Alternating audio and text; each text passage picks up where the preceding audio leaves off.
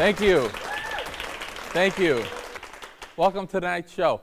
You know, tonight's show is so amazing. We're going to hear from a person that just really touched me personally, really inspired me. In fact, Diane Sawyer actually had this person on World News as the Person of the Week. And when I heard this story, it was just, I couldn't stop thinking about it. We had to have this person on the show. We're going to really learn about overcoming great obstacles. We're going to be inspired. We're going to learn about forgiveness. And we're going to laugh. We're going to cry. We have it all coming up right when we get back. Don't go anywhere.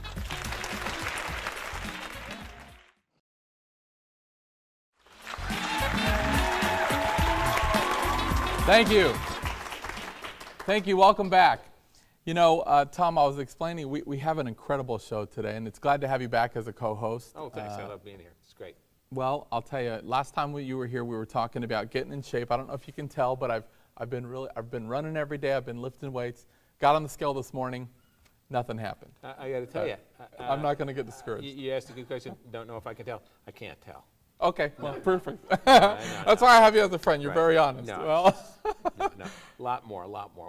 I would say 2 centuries. It's yeah, gonna okay. Take about that long. Yeah, I'm starting to feel that way. And don't you feel good just starting? See, it's all about taking that first step. You know, our guest tonight, Tom, I don't know if you know much about this story. Diane Sawyer had them on as Person of the Week, World ABC News. And it's unbelievable what this person has overcome and his attitude. It's amazing. So let's bring him out. I want to bring him out. Brryan Jackson, everybody. Hi, Brryan. Nice to meet you, man. Pleasure. Good-looking guy, too. Thank you. On this show, you know, I've already had a couple of the girls in the audience being like, is he coming back? So you never know here. But Brryan, you know, I was telling Tom here that your story is so unbelievable. When I heard it, I couldn't stop thinking about it. And I know many here watching tonight, as well as in our guest audience, have not heard your story. But if you don't mind, I just wanted to start from the beginning. If you could just tell us a little bit about how things got started and a little bit about your story. When I was 11 months old, I was in the hospital due to asthma attacks. And my father, who worked as a phlebotomist, a blood technician at another hospital in the area, he decided to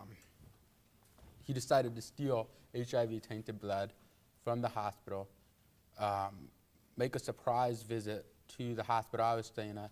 The reason why I say it was a surprise visit is because he wasn't a very active father, and he continuously denied that I was his son until a DNA test said otherwise, you know.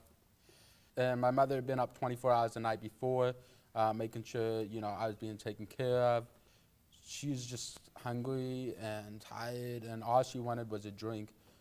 So, you know, she asked him if he could go get her a drink, while, you know, and then he said, no, you go get a drink and I'll stay here and watch your son. And here's where it was predicted that he brought in his lab coat, because in his lab coat he had that HIV-tainted blood that he had stolen from the hospital. He takes it out and comes to my bedside, 11 months old, and intentionally injects me with the HIV virus, hoping I would die off. He'd never have to pay a dime in child support. Nobody would ever know it was him, and he would get away with it. Wow. The blood he also used was not my blood type, so right away my body went into shock. My mom came back. I was screaming and hollering, vital signs. Going crazy. Mm-hmm. Doctors coming rushing in. They're like, we got to get this kid to another hospital. I'm transferred to another hospital. About 24 hours, you know, the vital signs go back to normal, everything's stable. Doctors send me home saying, you know, I have asthma, but I should be able to live a normal, healthy life. Right. Or so they thought, until 1995, when I went from being this playful, happy, energetic 5-year-old to this bloated, vomiting, sick kid, you know. My mother struggled to carry me to numerous doctor's appointments, begging the doctors to find out why her son was appearing near death. Wow. And they began testing me for disease after disease, even rare ones that only exist in other countries, Yeah. or that were like dated back, hundreds of years ago. Hundreds of you years. know. I heard that they tried all these different things. That was really a mystery to doctors of figuring out what's wrong. Because again, you're diagnosed with asthma. You go in there, 11 months old, and your father's hiding this syringe with the HIV virus, injects you. But I don't think anybody initially thought of that. Is that right? They're testing you for all these other rare viruses. The way I've heard it is that I'm the very first person to ever be intentionally injected with the HIV virus. Wow. It's mind-boggling. So, It's hard to comprehend that somebody could be that, deranged, I guess we could use the word. So you're 5 years old now, and how do they come up with, how do they figure it out? so my mom's like, I remember, his father talking about, how he could use the virus to kill somebody and nobody would ever know it was him. He'd always bring home blood samples, that she found was a little odd. And Wow. so the doctors immediately tested me for HIV. The results came back. I was diagnosed with full-blown AIDS. They put me on 22 oral medications, 3 IV antibiotics, and 2 injections daily. And you have to know, this is 1995.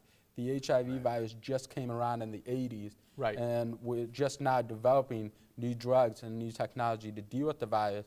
And so not everybody has access to this, even children. And so I kind of was the first kind of kid, to kind of, try out the HIV drugs, see how they work. One of the medications that I had for an opportunistic infection I had actually made me lose my hearing a bit. Wow. But, the difference between HIV and AIDS is you contract the HIV virus, but once your T cells go below 200, then you become diagnosed with AIDS. I was diagnosed with AIDS, and once an AIDS patient, always an AIDS patient, no matter how healthy or you get. And when I was diagnosed, my T cell count was 0. Just ready, had 3 opportunistic infections, just ready to go. Doctor said, we're giving you 5 months, go home, have a good life. Make arrangements, be prepared for the worst. So mom's, setting in funeral plans. Just this past year, she told me how realistic, and how prepared they were getting. She had the suit that I was going to wear. So your mother literally was told at 5 years old, I know we talked about it, that he'll never make his 6th birthday, I believe is what they said, and make arrangements because this is his T count, it's just, he's not going to make it, right? So, and now, if you mind telling us your age now, Brryan? I just turned 21. Just turned 21. This past February. So. Wow, isn't that amazing? Just turned 21. You defied all odds. Wow. That's unbelievable. So, I mean, your mother, I want to attribute to your mother, she must be an amazing person as well, because the mental roller coaster that she went through with this, just trying, I mean, I have a 4-year-old right now, and imagining playing this thing out, it would be unbelievable. I wouldn't even know how to approach it. So Brryan, let me ask you, at this point, you're 21. Everybody here is delighted you're 21. Where are you in terms of your T count now, your CD4 ratio, from the standpoint of treatment?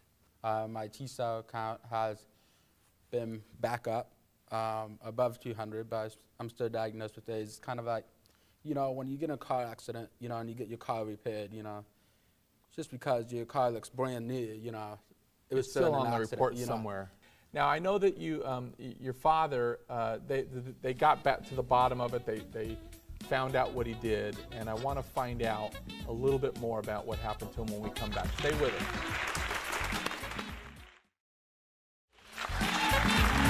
Welcome back. Now, Brryan, we wanted to talk to you about your father. I know that there was a big thing going on about getting to, proving that your dad did it. And do you want to tell us the outcome of what happened to him? My doctor called in to the police, reported it.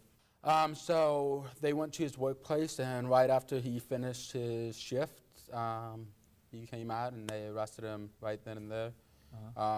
And he was charged with assault, and the judge gave him, the jury found him guilty of all charges, and the judge sentenced him to life in prison. Life in prison. Did he ever admit to the, doing it, or?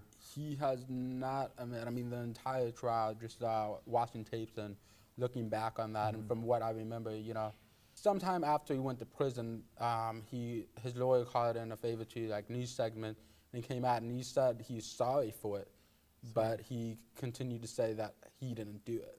Well, let me ask you, has he ever tried to reach out to you over the years? And if he did, how would you feel about that? He has not tried to reach out. I would not have a relationship with him. I mean, I have forgiven my father. And see, forgiveness is a beautiful thing. And forgiveness is not about the person you're forgiving. It's about yourself. Because when you hold a grudge against somebody, you're carrying the burden, not the other person. They're going on. It doesn't hurt them at all. It doesn't hurt them at all, that you're mad at them or And so the thing about forgiveness is just giving up whatever problem you have, situation, and giving up and saying, I'm removing myself from the situation. I'm moving on. I would not let this situation control me, define me, because, I know I have greater potential than that, so I got to move on with my own life. Yeah. And I'm saying I'm giving this situation up, maybe to a higher being, just giving it up and saying, it will be dealt with. Right. But don't forget, because, life isn't about living on the edge. It's about, protecting yourself. Let's say your significant other cheats on you, you hold a grudge and then you forgive them and then you forget about that. Well, you're kind of setting the same situation up again, Yeah. You kind of have to, somebody breaks in your house, you're not just going to say, oh, somebody broke in my house. No, you're going to go get some deadbolts, maybe some security cameras. Take some actions. Take some actions, Right. and be careful. Be, ready for the next time, and so. But don't live in fear and let it control your life either. Yes, exactly. Absolutely. So that's where the forgiveness comes in, and I have forgiven my father, but, I have not forgotten what he has done. Sure. And that will always, I will always be reminded of what he has done. Wow. Well, I'll tell you what, Brryan, you're a great young man, a great example. I mean, better than I'm not sure if I could say I could forgive something like that. It's an amazing lesson for all of us. And somebody asked me earlier, how has he gotten through all this? And the answer, I think I know, that you've just not let it define you as a person, and you've moved on. I know that you're majoring. You're in college. Is that right? Yes. And you're majoring in communications and sociology with a minor in political science. Minor in political science. I think you told me backstage you have aspirations of becoming a politician. Is that right? I hope I can become, the future president of the United States of America. Well, hey. So, way to think big. I'll see if I can talk him out of that. Yeah, Tom, work on that. Yeah, Well, you're a great inspiration to all of us, Brryan. We really appreciate you. You've certainly taught us all a lesson about forgiveness and hope, and we hope you come back. I know you have a book coming out as well this fall, I Exist. Is that right? Tell us a little bit about the book. Is it kind of more of an autobiographical book about your story, or? I would say, it's going to be autobiographical, kind of a journal, walking through the emotions and the events that took place, and just overcoming those events and moving forward, and finding hope, and believing that hope is real. I mean, we come into life, being held, and then we take baby steps, then one step at a time. Before you know it, we're going to have to take giant leaps of faith. But where is our foundation when we can't make it to the other side? And that is hope. People can take from it and, start taking action in their life, not letting their past, define who they are, and they can move forward and say, the past is the past. Today's a new day. The storms have gone. The storms have washed everything away. Move forward. Yeah. Yeah. Well, we certainly look forward to the book due out this fall. And tell us real quick, we have a second left, about your charity. Hope is vital. Yep. When at the age of 13, I began public speaking, going to Washington and lobbying. At 13? At 13. Wow. Having a congressional briefing, and one congressional briefing I noticed that we, HIV has always kind of had a bad name. And so I stood before Congress and I said, I'm bringing a new meaning to HIV, just a new thing. And I said, it's going to be called Hope is Vital now. HIV, Hope is Vital. Wow. And, since then, I've made promises to people, that I will be the voice until they have a voice of their own. And so what Hope is Vital does is gives me the platform to educate people about the HIV virus, as well as share my story and hope, that people find blessings in life, and also, the stigma of the virus goes away. Yeah, sounds like you have a great platform. You're going to be a voice to millions of people, Brryan. And again, you're a real inspiration to us, and we hope we have you back on the show, and come back anytime, please, man. You're a great guy. We vote for you, so great guy. Good man. Good man. Stick with us. We're going to have the business point of the day when we come back. Don't go anywhere.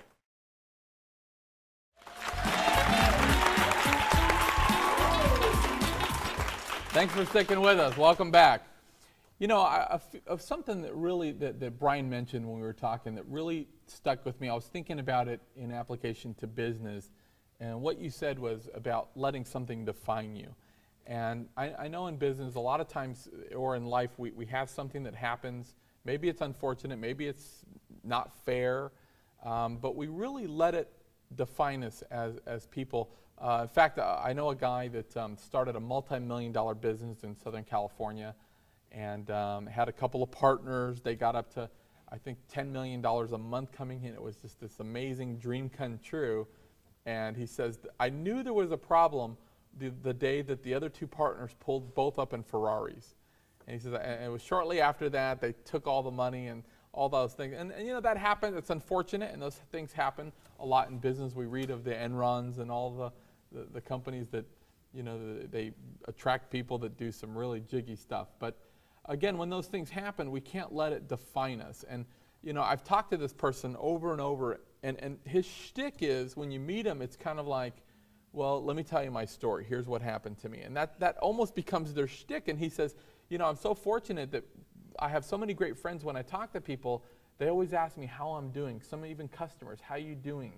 And they really care about me. And I say, well, do you find it odd that your customers actually say, I'm not doing ready to do business, but I'm just checking on you. How you doing? I said, it seems like you're being known for the guy that is crying over spilt milk. You're known as the guy that was damaged. Mm-hmm. Do you really want that reputation to define you as a person? And I said, maybe you should think about what you're giving off to other people. And living in a community, it's our responsibility to not just take from the community, but do something and contribute to the community. And all of us have had things that have happened to us, some deserved, some not deserved, and certainly in your case, not deserved.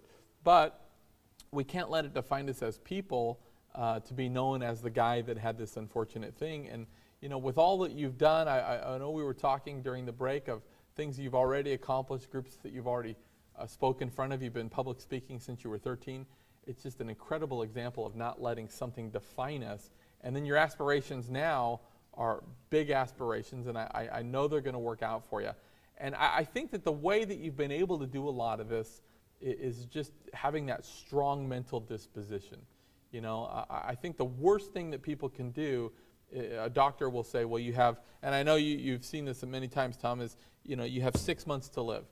And when they kind of put that toe tag on you, say, this is how much time, humans have a lot of times we have the inclination, or a lot of times we kind of accept those things, and we say, I guess I got 6 months. And once we start accepting it, it becomes a reality. And in business, same thing. I know that we'll have business coaches, and I've actually coached many companies where I'll say, maybe I shouldn't have said, but I think according to your numbers, you're about 8 months from being out of business. And sure enough, a lot of times it becomes a reality. And although that was the fact, I think a lot of it is their belief becomes, well, I'm going to be out of business anyways. And I think it dictates to their actions. Their actions start changing. Mm-hmm. And what I like about your story, Brryan, is I think when you're 5, 6, 7 years old, you're kind of starting to understand the scope of what's really happening. You and your mother, I think that you say, you know what, that's not good enough. Not seeing his 6th birthday, we're not accepting that. And being a sick kid and letting this thing define me, that's something we're not going to accept, and we're going to change it. And certainly you've changed it for yourself, and you've become this platform that's, I think, going to help millions of people change it as well. In fact, talking about a strong mental disposition, I actually give a couple of talks on how your mental controls your physical. And, you know, we read articles of people that, you know, there's very precarious situations where people will rip car doors off to save their children, and they have all these amazing things. And if you can get your mind to this certain place, it really does, your mental does dictate to your physical. It controls what our physical abilities are and what our limitations are. And when we're actually setting business marks and we say, here's what I'm going to accomplish, a lot of times our physical says, I can't do that, and we start believing it, and we actually can't do it. And if we can go on with a stronger mental disposition and say, you know what, I'll figure it out, I can do it, a lot of times it actually dictates to our physical and says, do this instead of that. It actually helps us, and we can accomplish things that we just aren't possible to even accomplish, not only in life, such as yourself, but in business. So try that at home, give it a roll. When you can do that, you're on to something. But remember, your mental does control your physical. Certainly in Brryan's case here, he's overcome great obstacles, and I know it's that strong mental disposition, and he's a pretty good-looking fellow too. That doesn't hurt, right? Brryan, thank you so much for being on the show. Come back anytime, my friend. Come back anytime. Amazing story. That's our show for tonight, guys. Don't forget to get involved in your local community and be forgiving of others. Good night, everybody.